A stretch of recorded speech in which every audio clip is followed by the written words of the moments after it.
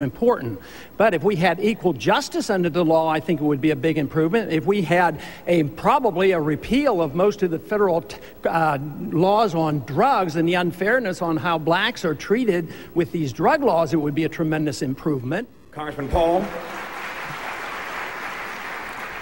A system designed to protect individual liberty will have no punishments for any group and no privileges. Today, I think inner city folks and minorities are punished unfairly in the war on drugs. For instance, blacks make up 14% of those who use drugs, yet 36% of those arrested are blacks, and it ends up that 63% of those who finally end up in prison are blacks.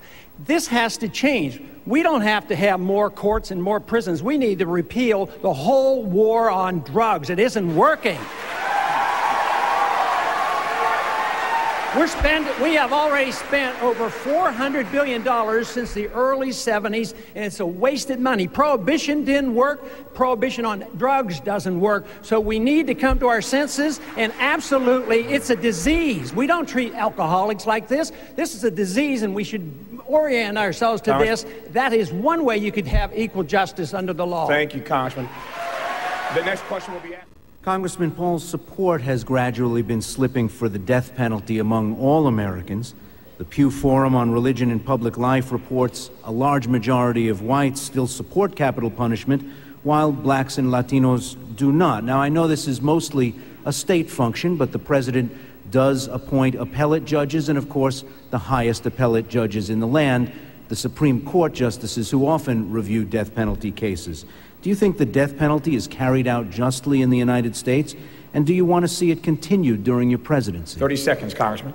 You know, over the years, I've held pretty rigid to all my beliefs, but I've changed my opinion about the death penalty. For federal purposes, I no longer believe in the death penalty. I believe it has been issued unjustly. If you're rich, you get away with it. If you're poor and you're from the inner city, you're more likely to be prosecuted and convicted. And today, with the DNA evidence, there's been too many mistakes, so I am now opposed to the federal death penalty. Thank you, Congressman. Senator Brown back. I'm not a racist. Matter of fact, Rosa Parks is one of my heroes. Martin Luther King is a hero because they practice the libertarian principle of civil disobedience, nonviolence. Libertarians are incapable of being a racist because racism is a collectivist idea. You see people in group. A civil libertarian like myself see everybody as an important individual. It's not the color of their skin that is important, as Martin Luther King said.